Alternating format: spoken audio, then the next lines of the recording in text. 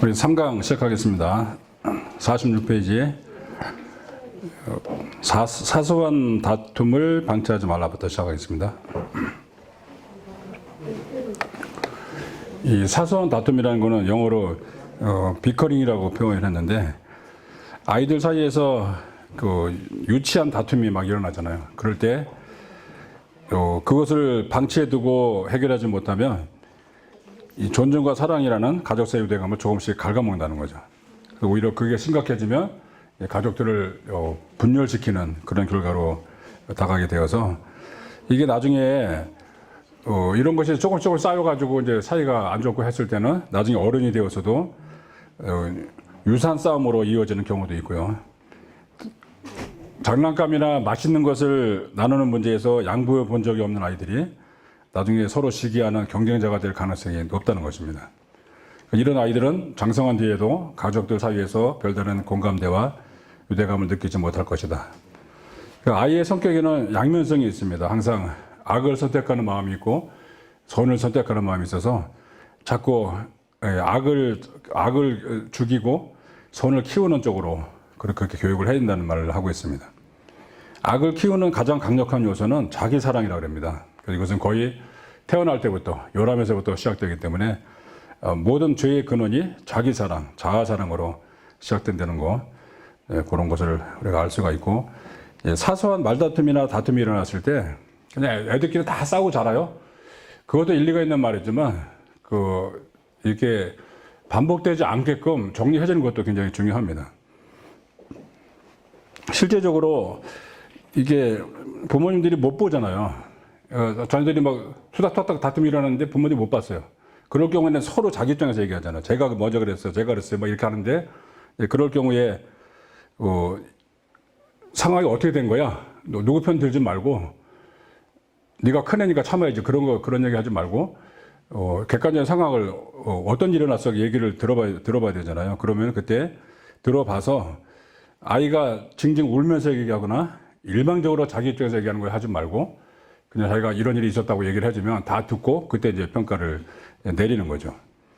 이런 것들을 잘 연습을 해야 이런 것들 나중에 문제가 되지는 않습니다. 다윗이 정말 여러 가지 장점이 있음에도 불구하고 자녀 교육에 대해서는 많이 실패한 편이거든요. 근데 그 중에 하나가 자녀들의 다툼에 대해서 거의 방관해버리죠. 거기서도 막 나중에는 막 살인도 일어나고 그러는데도 방관하는 바람에 다윗의 말년이 굉장히 비극적인 말년이로 된 것을 볼 수가 있습니다. 48페이지 가면은 형제 자매에 대한 생각을 좀 정리할 필요가 있습니다. 양혜영 씨의 형제라는 이름의 타인이라는 저서가 있는데요. 거기는 이렇게 말합니다. 형제 자매가 닮은 존재가 아니라는 거예요, 서로가. 그렇게까지 많이 닮지 않았다고 얘기를 해서, 많이 닮아야, 최대한 닮아야 66%. 그리고 안 닮으면 한 33%. 그러니까 형제 자매 간에 33%만 닮으면은 얼핏 보기에 닮은 것 같지 않아요. 근데 66%까지 돼야 그래도 좀 비슷하네? 그렇게 이제 생각이 된 건데, 비슷하게 보이는 이유는 같은 공간에서 생활하기 때문입니다.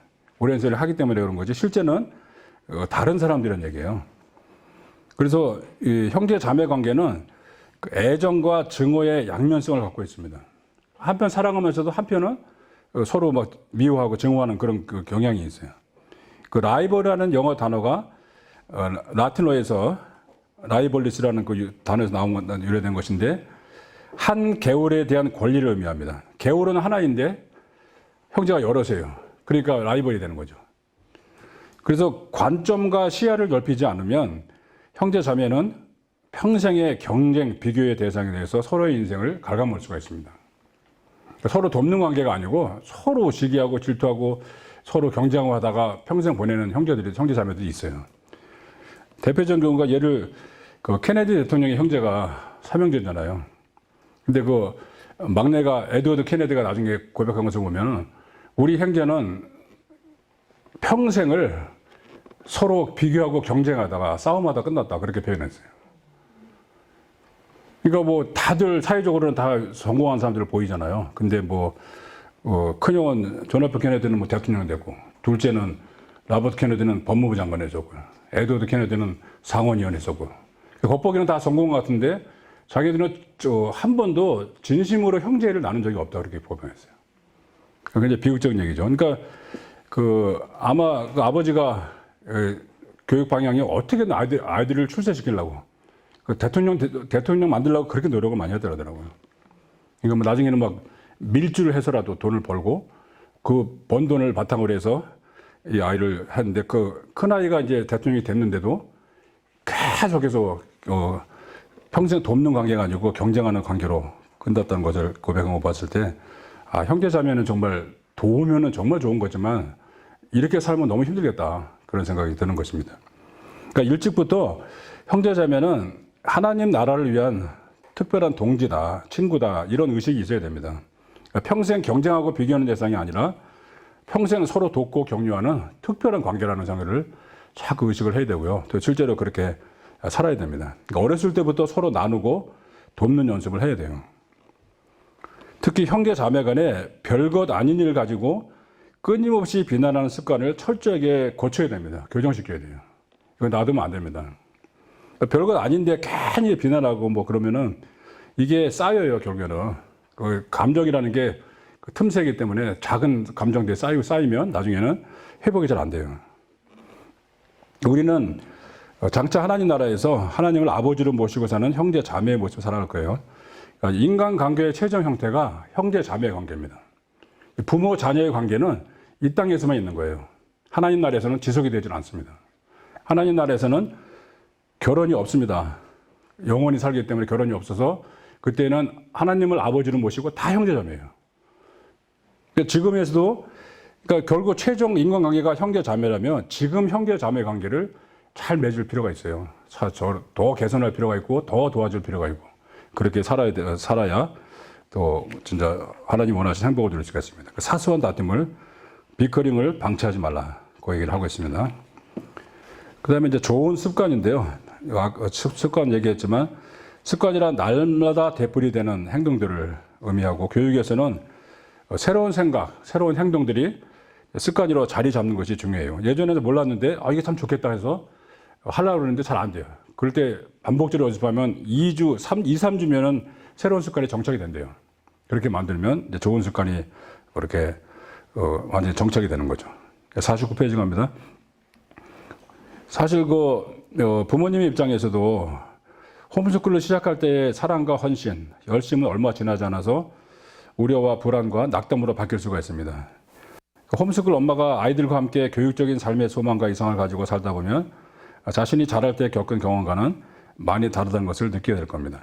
일단은 부모님은 홈스쿨 안 했잖아요. 대부분 공교육 출신이란 말이에요. 공교육을 받은데 자녀는 홈스쿨 교육을 해요. 거기에서 굉장히 힘든 부분이 많이 생기죠. 이것을 계속 통해 일단은 교육 철학과 방법론을 잘 정립을 하고 마치 기차가 달리기 전에 선로부터 깔아야 되잖아요.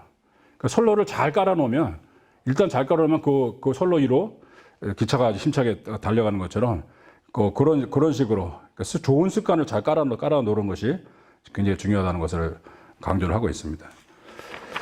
자 50페이지로 갑니다. 그래서 평생에 간직해야 될 습관들을 한번 정리를 해보세요.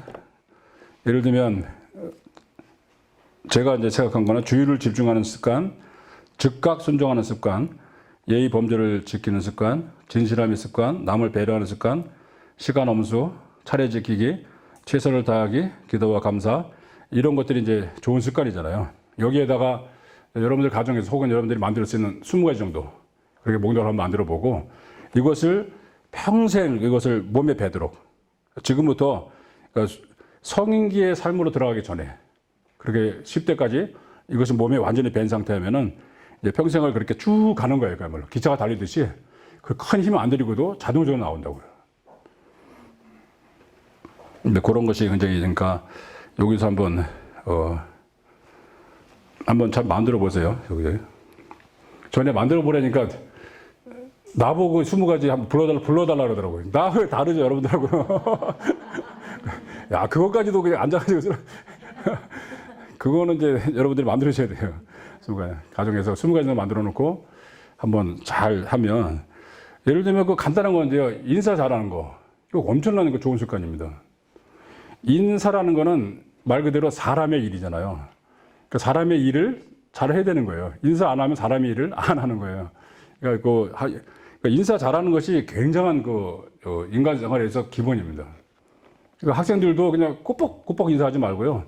그냥 어른들 봤을 때도 그냥 안녕하세요 말로도 하고 눈도 마주치고 이렇게 자연스럽게 하면 그게 나중에 정말 자기한테 좋은 꼭 보상을 받아서가 아니고 좋은 인간관계 형성이 돼요. 그러면 실제적으로 많은 것을 얻을 수가 있습니다. 이건 미국에서 일어나는데요. 맥도날드에서요. 미국 할아버지 할머니들이 은퇴하면 노인들한테 할인을 해주거든요. 맥도날드요. 그러면 이제 1불 1,000원 정도 들고 가면은 커피하고 이렇게 조그만 빵 하나 주고 그러거든요. 근데 매일 맥도날드에서 일하는 여고생이 있었는데 할머니 한 분이 아침마다 계속 이러고 오는 거예요. 힘들게. 그럼 뭐 다른 종업원들은 느리고 그러니까 귀찮아서 대충 해주는데 이 여학생은 친절히 몸에 밴 학생입니다. 그러니까 인사가 몸에 배서가지고 왔냐고 그러면서 할머니 왔냐고 해서 조금 친절하게 해주고 그러는데 그러고서는 한 1년 가까이 했대요. 그리고 어느 날 보니까 할머니가 안 보이시는 거예요. 보니까 돌아가셨어요. 근데 그 할머니가 유언을 남겼는데 이 여고생 앞으로 얼마를 남기지 아세요?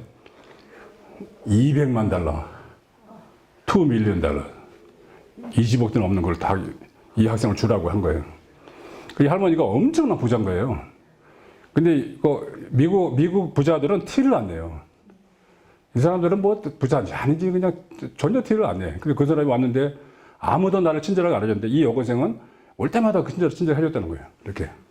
그게 너무 고마워서 그걸 $200만 주라고 그러는 뭐 할머니에게 친절하면 돈이 온다 그게 아니고요. 이제 얘가 친절히 뵌 거에 보면 그냥 누구라도 잘해주는 거죠. 완전히. 그렇게 해서 실제로 그런 일이 또 있어서 이거는 진짜 인사 잘하는 게 그리고 저는 이제 한국에 서 느끼는 게 중에 하나가 한국 분들은 기본적으로 아직도 조선시대 세계관이 아직 안 끝나가지고 산업공상이잖아요. 상이 제일 밑에, 상업이 제일 밑으로 치잖아요. 이상하게 장사하는 것에 대해서 하는 사람이 즐겁질 않아요. 어쩔 수 없이 내가 하는 거지 내가 좋아서 하는 게 아니야. 이런 게 너무 많아요. 그러니까 기본적으로 우리 한국 상인들의 표정은 내가 이런 거 할 사람이 아니다. 이런 식으로 쳐다봐요. 그럼 장사하는데 딱이세요? 그러면 화를 냅니다.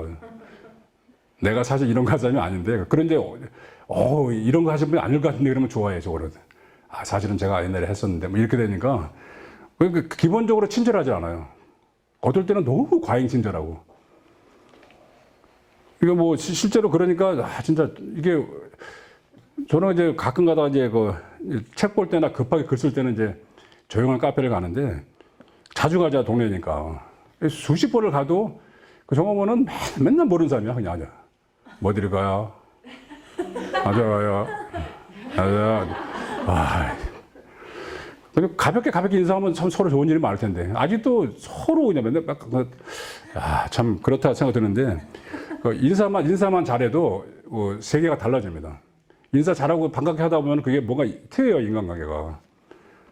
근데 그것도 그러니까 평생에 간직할 목록에다가 인사 잘하기 그거 보면 좋을 것 같고요. 그러시라면 진짜로 평생을 더 잘 살 수가 있습니다.